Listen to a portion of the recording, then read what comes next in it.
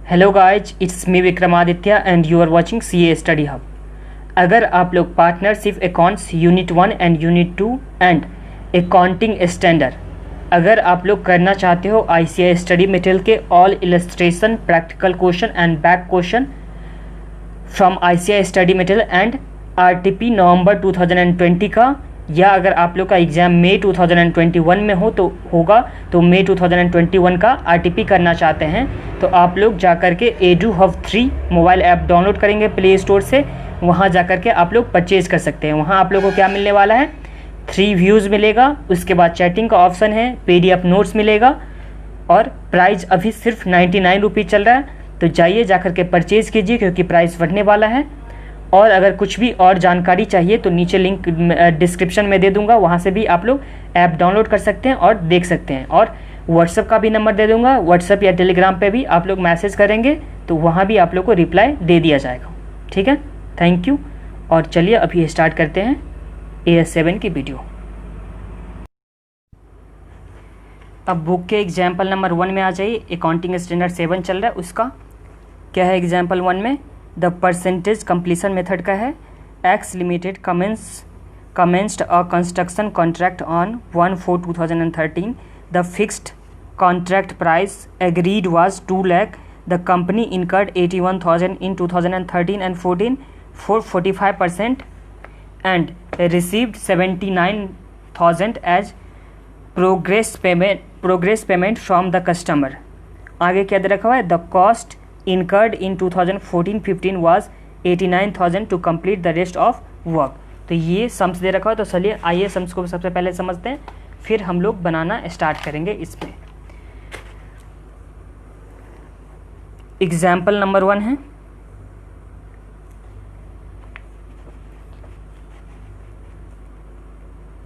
Example 1।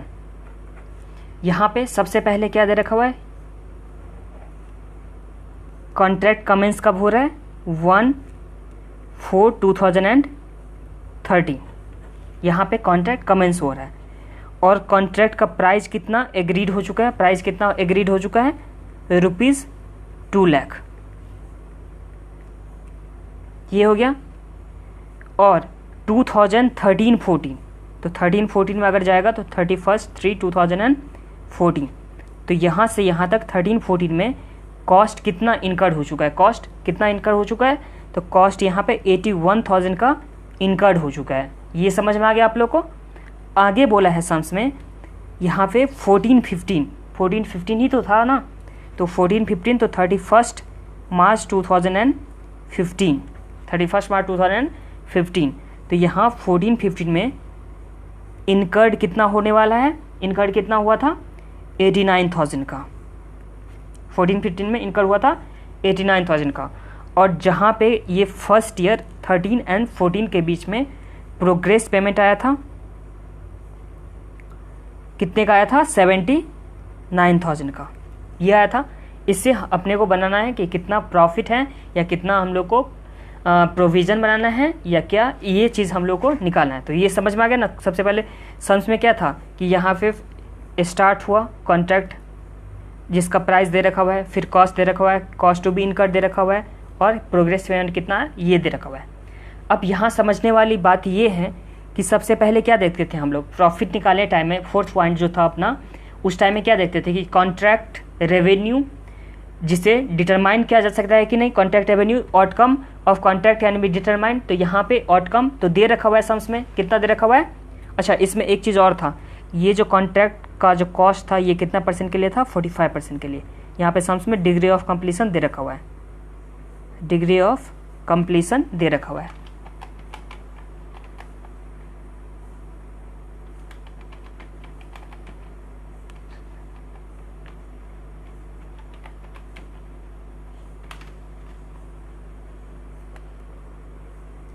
ठीक है, तो सबसे पहले क्या करते थे सम्स में, हम लोग क्या करते थे कि आउटकम देखते थे। आउटकम क्या चीज़ डिटरमाइन किया जा सकता है कि नहीं, तो यहाँ पे तो आउटकम दे रखा हुआ है, प्राइस दे रखा हुआ है 2 लाख का, तो डिटरमाइन किया जा सकता है कि नहीं, तो आंसर इज हाँ।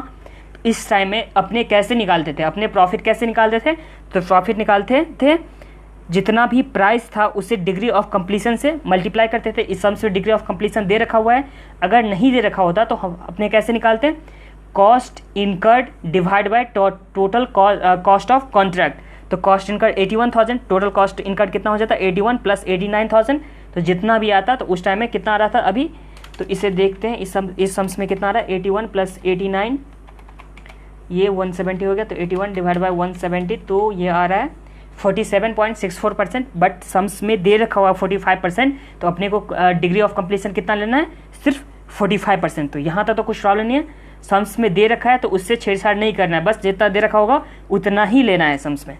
तो ये समझ में आ गया।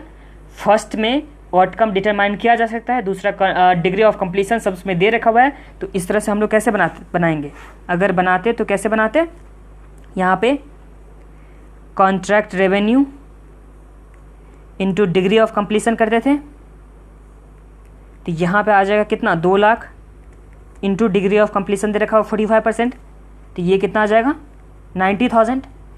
अब 90,000 में अपने क्या माइनस करेंगे, कॉस्ट माइनस करेंगे 81,000, तो प्रॉफिट कितना आ जाएगा, प्रॉफिट कितना आ जाएगा 9,000 आ जाएगा। तो 9,000 प्रॉफिट में तो कुछ प्रॉब्लम नहीं है ना,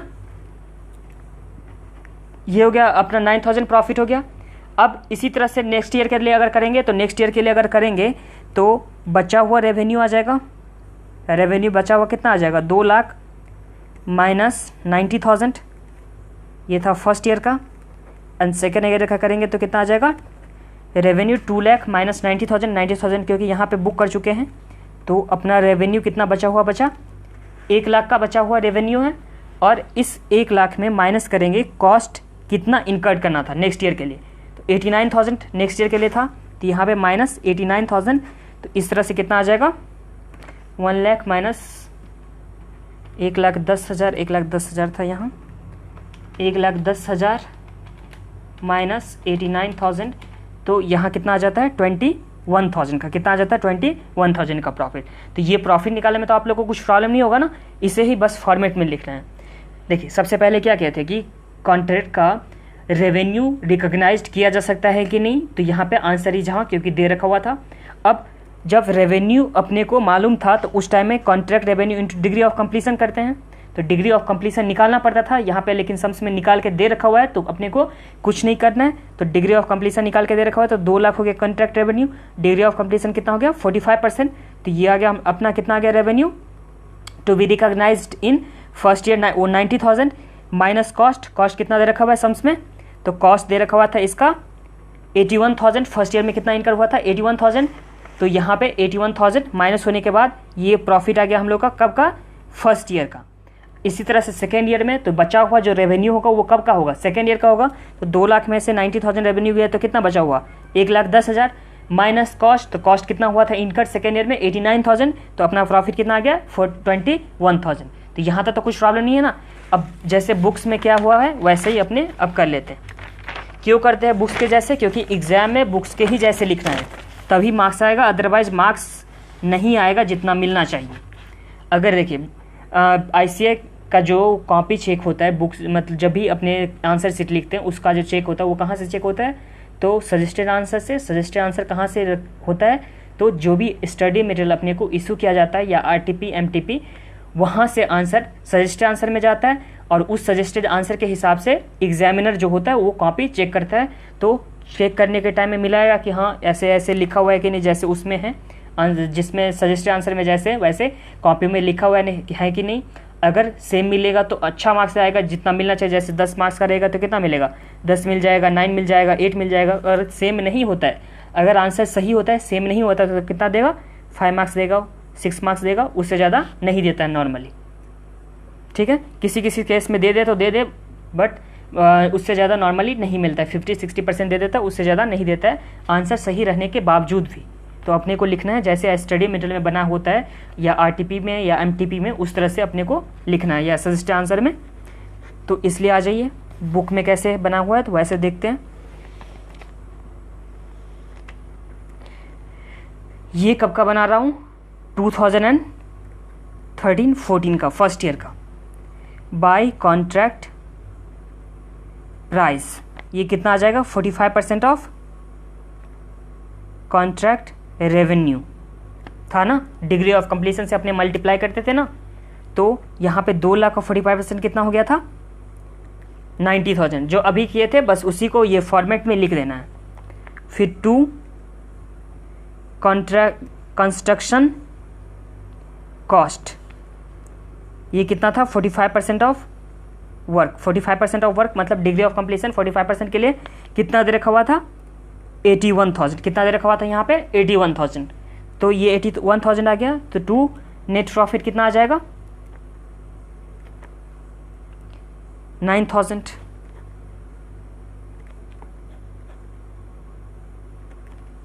यहाँ तो कुछ प्रॉब्लम नहीं है ना।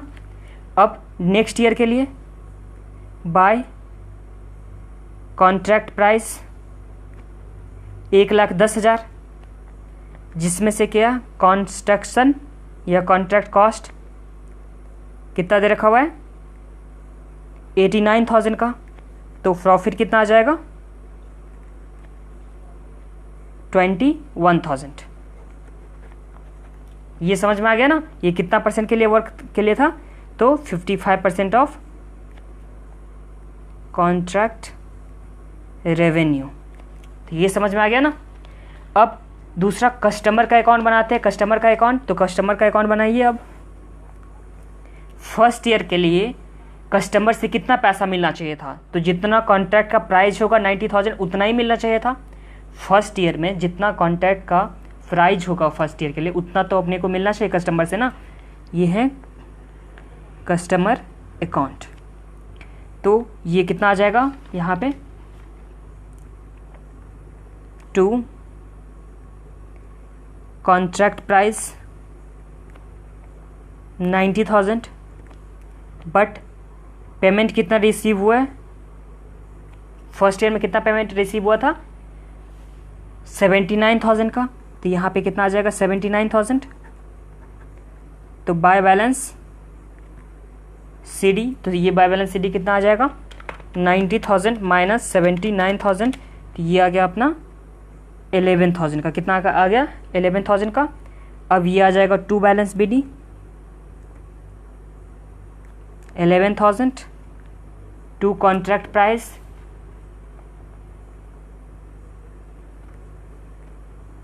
1,10,000, तो यहाँ कितना पैसा टोटल आ जाएगा 1,10,000 प्लस 11,000, तो 1,21,000 बाय बैंक। ये था सेकेंड ईयर का। तो इस तरह से आपको डेट दे करके फॉर्मेट दे करके बनाना है। तो समझ में आ गया ना।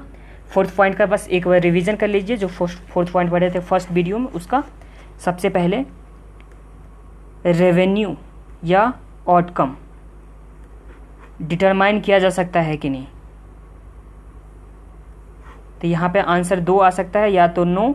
तो अगर डिटरमाइन नहीं किया जा सकता है आउटकम, अगर डिटरमाइन नहीं किया जा सकता है, उस टाइम में अपने को क्या लेना है contract revenue is equal to contract cost. Contract revenue is equal to क्या हो जाएगा कॉन्ट्रैक्ट कॉस्ट। जब क्या रेवेन्यू को रिकॉग्नाइज किया जा सकता है, आंसर में क्या होगा यस होगा। जब रेवेन्यू को रिकॉग्नाइज किया जा सकता है उस टाइम में अपने क्या निकालते हैं यहाँ पे डिग्री ऑफ कंप्लीशन। क्या निकालते हैं degree of completion. Degree of completion कैसे निकालते थे, तो cost incurred divide by total cost,